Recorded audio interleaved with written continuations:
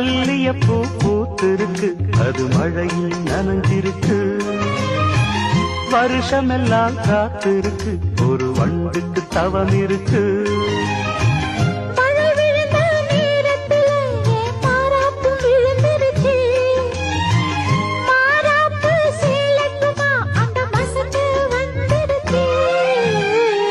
மல்லியப்பூ பூத்திருக்கு, அது மழையில் நனைஞ்சிருக்கு.